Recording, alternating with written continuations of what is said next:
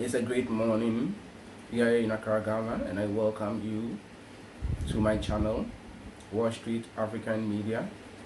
Today, I will be talking about the stock market. If you have been wondering what the stock market is, how the stock market really works, who the players are on the stock market, how to invest on the stock market, how much you need to invest on the stock market, whether your investment is worth it, what are the risks you stand to bear should you invest on the stock market. All this and several other information is what I seek to walk you through from this video. So let's get going. Yes. When we talk about stock market, let's first of all try to understand what stocks are so that we will be able to move into the stock market and its related issues. When we talk about stock, it can also be referred to as shares or equities. Those are ownership interests in a company. When we talk about ownership interests, it means that when you set out to buy a shares or an equity, then you are investing in a company. So what happens is the company gives you the right to be an owner, whereas they take money from you in doing that. Why do companies ask you to come and buy part of their interest, their ownership interest? I mean, yes. What happened is companies, irrespective of what they are into, the size and the nature of business, will from time to time be in need of money. So one of such means that a company will be able to raise money is to share part of it, ownership, to investors. So what happened here is you have an idle fund, you have money you want to invest for whatever your investment needs are, and a company also exists running business, but we need money to sort out one or two business transactions. It may be to acquire a capital asset, expand its operation, meet the liquidity requirement, that is money, cash to be able to settle it outgoing obligation. So all those things are reasons why a company will need money. And when they reach that point that they need money, two options basically lies to them, whether to issue equity or to use debt. Debt financing, that is they take up loan. Depending on their need and what their company policy, they may choose to go with equity. When they choose to go with equity, they issue shares, and investors just like yourself would want to invest in that company so that you would be an owner who will be entitled to a portion of the company's profit and other benefits, which we will talk as we progress. So that is it. When we talk about stock, you are investing to be an owner in a company. Aside that, what then is the stock market?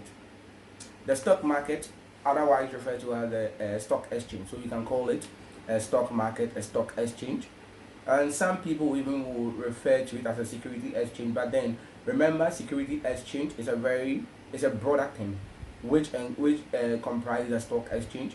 It comprises other exchanges, not only the stock exchange but other exchanges. So we have the derivative exchange, we have the fixed income exchange, yes, and a lot of other things that happen. So the stock market is just a portion of the security market. So don't make that mistake by referring to a stock market as a security market. You are not wrong if you should call a stock exchange as a security exchange, but then know that the security exchange is rather is more of a broader term within the capital market.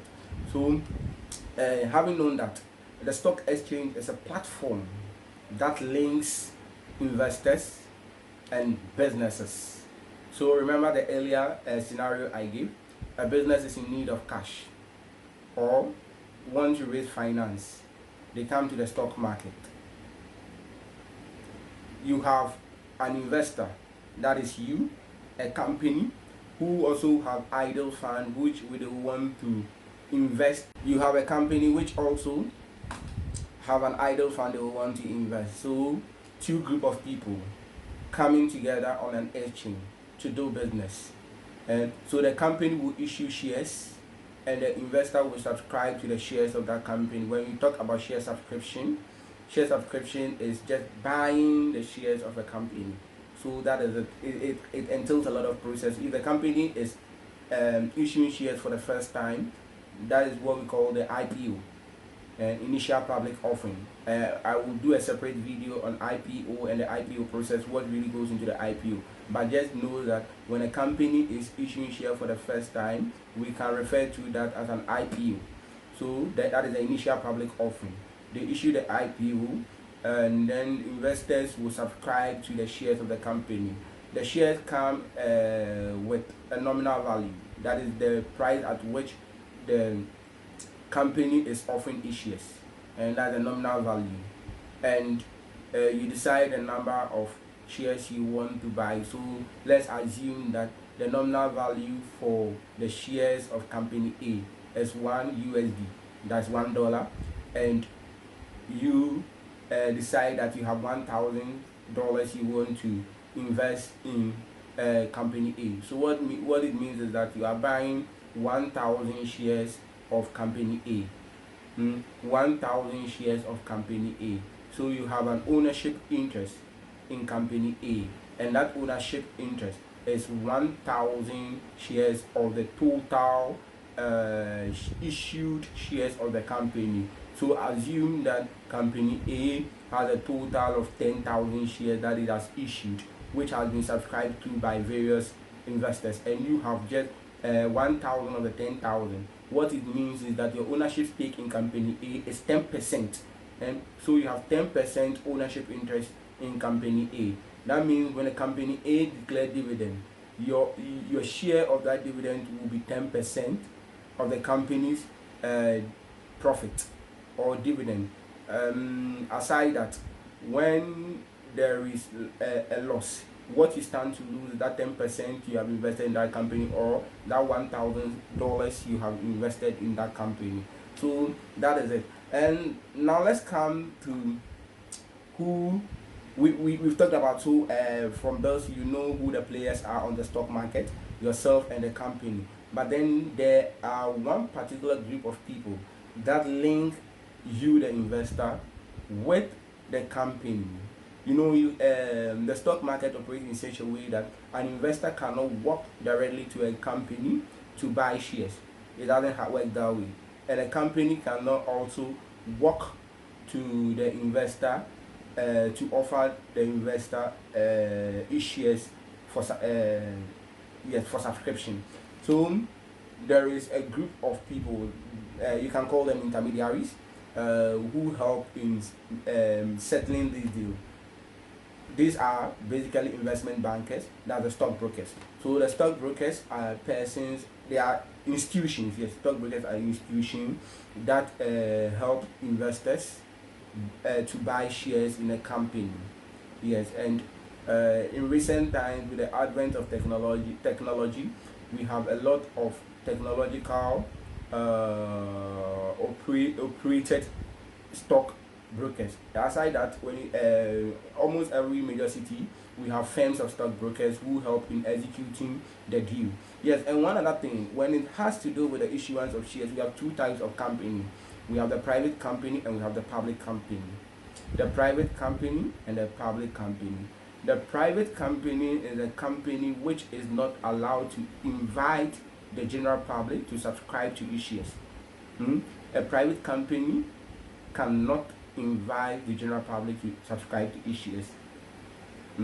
So if a private company would want someone to invest in the company, they do what we call private placement. They contact the person privately, and then they do their own negotiation and settlement over there. It's off the exchange. They don't operate on the exchange. But then public company, otherwise referred to as listed companies, are companies that are listed on a stock exchange. They are listed on the stock exchange. I will give you example of the various stock exchange. and I will try to do a video also on the various stock exchanges. We have the major ones. We have from the major stock exchanges, we have from the United States, we have the New York Stock Exchange, we have Nasdaq. When you come to London, we have the London Stock Exchange. In South Africa, we have the Johannesburg Stock Exchange. Here in Ghana, we have the Ghana Stock Exchange, and several other. Every country has its own stock exchange, and they're doing so well. Yes, they're doing so well in linking investors and companies together. Alright, so now let's get to know what the effects are for investing in a company, or what happens if a company should issue new shares. You know, when a company issue new shares, there is what we call a dilution of shareholders' interest. When we talk about dilution of shareholders' interest, it means that their hold on the company seems to diminish. Yeah, so let's take for example a company that has previously a total of 2,000 issued shares with 4 investors. So the company has issued 4 shares and has 4 shareholders and has issued a total of 2,000 shares, with each of these shareholders subscribing to 500 shares each. So 4 shareholders owning 500 shares each. In total, the total issued shares of the company is 2,000. So what it means is that each of these shareholders have 25% shareholding interest in the company. 25% shareholding interest in the company. Now, let's assume that a company decides to issue new shares. The company decides to issue new shares, and this time around they decide to issue additional 2,000 shares. Additional 2,000 shares, so that each total share issuance will be 4,000. You have 2 people coming on board, buying 1,000 each of the new 2,000 issuance. So the total effect of the transaction will be the effect of the transaction will be that the company now has 6 shareholders. 2 of the shareholders have 1,000 shares each in the company, and the 4 shareholders who initially held 500 shares each. So 4,000 shares. Remember, before the new issuance, those 4 shareholders held 25% each of the total shares of the company. 25% each. Now 4,000 shares, they still hold 500 shares. So instead of having a quarter interest in the company, now their interest will be 1/8 of the company. 1/8 of the company, which is 12.5% of the company. So a shareholder who previously held 25% shareholding interest in the company, before the issuance of the new shares, have had his shares holding interest reduced from 25% to 12.5% with additional share issuance. So we call it dilution of the shareholder interest.